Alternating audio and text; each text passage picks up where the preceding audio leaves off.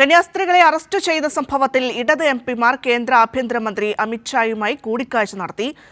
സ്വാതിയുണ്ട് വാർത്തയുടെ വിശദാംശങ്ങൾ നൽകുന്നതിനായി. സ്വാതി, അതായത് ആഭ്യന്തരമന്ത്രിയുടെ നേരിട്ടൊരു ഇടപെടൽ വേണമെന്ന് ആവശ്യപ്പെട്ട് നിവേദനം നൽകിയിട്ടുണ്ട്. ഒപ്പം അമിത്ഷായുടെ ഭാഗത്തു നിന്നും ഉറപ്പ് ലഭിച്ചിട്ടുണ്ട്, അതായത് ജാമ്യം ലഭിക്കാനുള്ള അവസരം ഉണ്ടാക്കുമെന്നൊക്കെ അറിയാൻ സാധിക്കുന്നുണ്ട്. എങ്ങനെയാണ് വിശദ വിവരങ്ങൾ?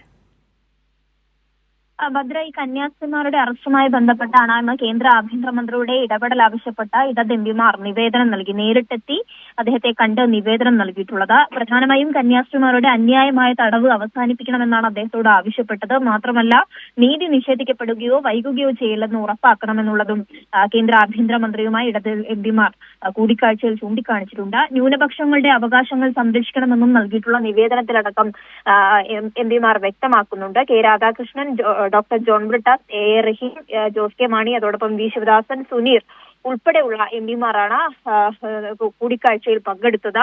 എന്തായാലും ഈ വിഷയവുമായി ബന്ധപ്പെട്ട് കേന്ദ്ര സർക്കാരിന്റെ അല്ലെങ്കിൽ കേന്ദ്ര ആഭ്യന്തരമന്ത്രിയുടെ ഭാഗത്തു നിന്നോ ഒരു പോസിറ്റീവായ സമീപനം ഉണ്ടായി എന്നുള്ള പ്രതികരണമാണ് കെ രാധാകൃഷ്ണൻ എംപി നടത്തിയിട്ടുള്ളത്.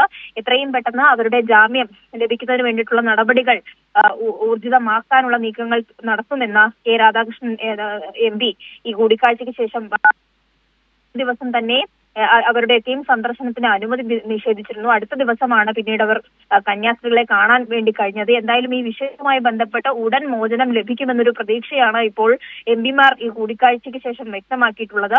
മാത്രമല്ല, ഉടനടി ഈ വിഷയവുമായി ബന്ധപ്പെട്ട് ഛത്തീസ്ഗഡ് ഗവൺമെന്റുമായി നേരിട്ട് തന്നെ ഇടപെടാനുള്ള ഒരു സാഹചര്യം ഉണ്ടാക്കുമെന്നുള്ളതും കേന്ദ്ര ആഭ്യന്തരമന്ത്രി അറിയിച്ചതായാണ് കൂടിക്കാഴ്ചയ്ക്ക് ശേഷം എംപിമാർ വ്യക്തമാക്കിയിട്ടുള്ളത്. എന്തായാലും ഇത് വലിയൊരു പ്രതീക്ഷ നൽകുന്ന കാര്യം കൂടിയാണ്. ഇത്തരത്തിൽ ഒരു കേന്ദ്ര ആഭ്യന്തരമന്ത്രിയായുള്ള കൂടിക്കാഴ്ച ഫലപ്രദമാകുമോ എന്നുള്ളതാണ് അടുത്ത ഘട്ടത്തിൽ നമുക്ക് കാത്തിരിക്കുന്നത്. ശരി സ്വാതി.